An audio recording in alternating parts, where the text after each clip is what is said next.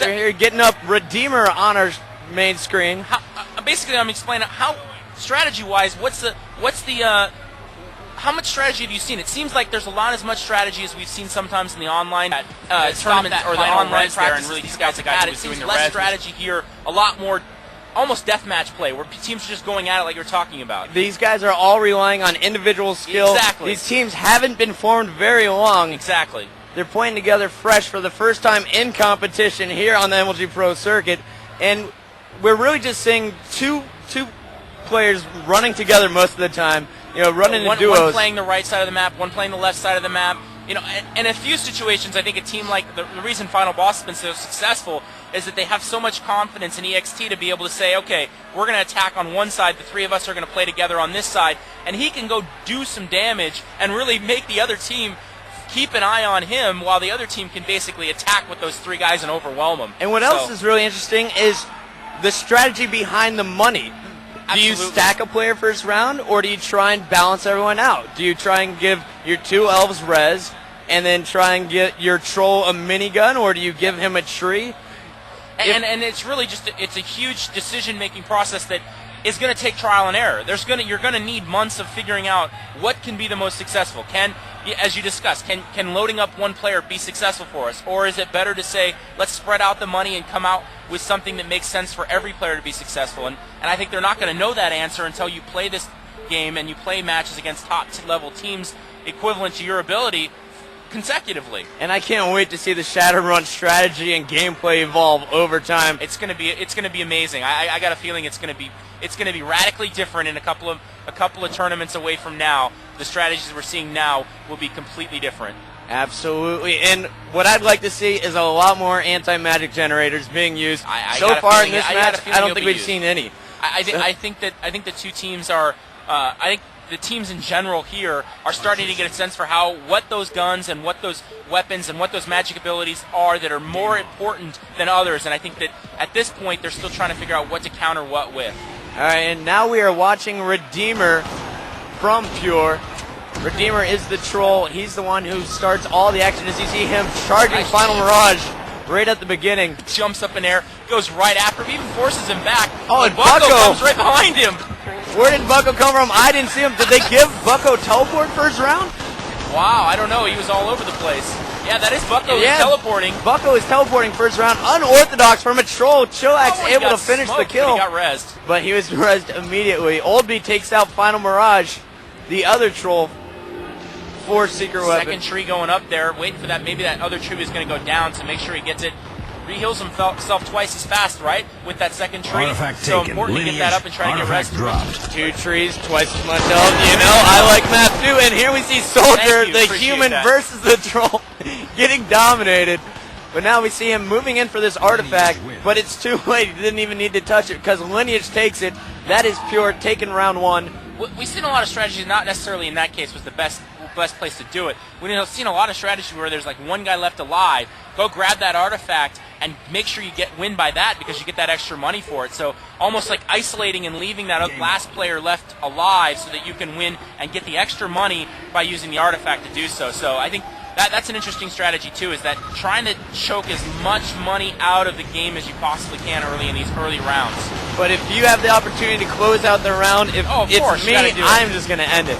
So you see great teleporting out of Redeemer here, getting all over Bucko, but Bucko, the much bigger gun, Redeemer takes him out with the pistol, and now he's going to steal the minigun. Did it seem like Bucko maybe had a lower sense there and wasn't able to get turned around and get an attack on? Is that a good analysis? It looked like a lower sensitivity, and also he just had no clue where he was getting shot from because he had a teleporting troll all over. Where could he be? I mean, he's in the vents. He can't get too far away. There you see Redeemer moving back, throwing down that tree, giving himself some more health. You see it going up very quickly.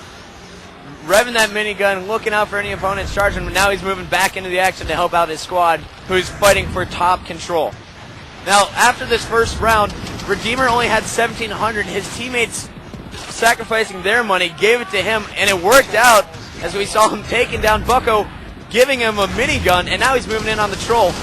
Or the elf, rather. He's just running Furyk down with this minigun.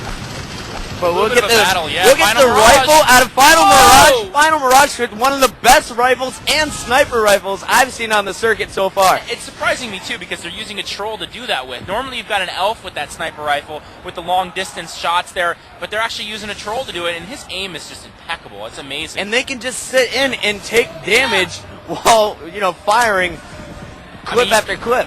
And the other thing, too, is that most of the trolls they're going to face are all using miniguns. That's a long-distance weapon, so they can take out the other troll long before he gets close enough to really use that minigun effectively. So great aim by Final Mirage has been one of the keys, and he's been one of the star players so far in this tournament, in my opinion. Absolutely. We see Redeemer's taking down Olby, trying to move in on the res, but there are two players protecting the body.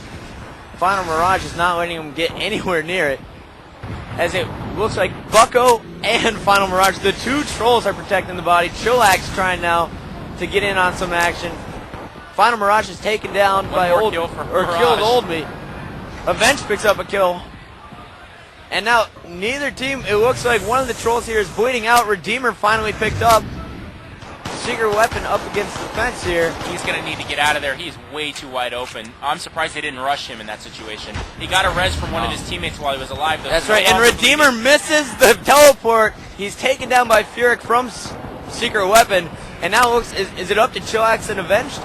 I think so. I think it is a 2-on. Is it 2-on-3 or 2-on-4? I'm not even sure. There's too much action going on. Is it Chillax is being attacked by three players trying to get out of there with the teleport? There's nowhere to go. Avenge, the last player alive, has the artifact. Now he's trying to stay alive for 50 seconds. If you're holding the artifact at the end of the round, you will win the round regardless of how many players you have remaining. But he's taken down. It's 1-1 going into round 3. He had the troll coming up behind him, and he had an elf in front of him taking him out, and was nowhere to go, and cleaning off the round, picking up that round. And what was the score? I missed it right there at the end. What we got for overall right now? We are now in round 3. It was 1-1. There you go. But a lot of action there. That was a furious round. We see a katana here. Now Redeemer going for the short game. With the katana, it's deadly against trolls. Destroys them in 3 or 4 swipes.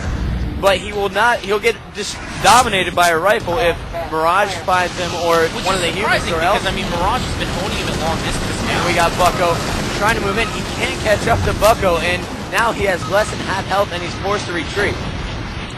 Yeah, what I find surprising is to go with that katana after you got basically owned last round by Mirage at long distance. Now, the katana isn't bad, but you really need wired reflex to use it properly. Wired reflex gives you a speed boost, amazing. And you can run down even the fastest elves using that speed boost. Yep. But he doesn't have it, which basically makes this katana worthless unless you catch someone off guard. Is that his only weapon too? He has a katana and a pistol. Wow. Interesting strategy here from Pure. Looks like Pure is all sitting back in the base, and now Secret Weapon is going to start pushing in. We got Final Mirage, the troll with the rifle. As we see Redeemer trying to sneak up on this troll with the katana. He's got 2 slices on him. Bucko able to teleport away, and now he got him. Nice. Avenge takes him out, finishes off the kill for Redeemer.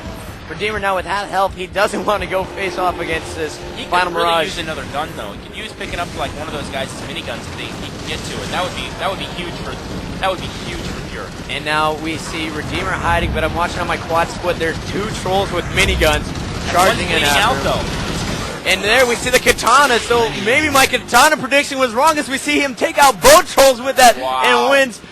I feel so.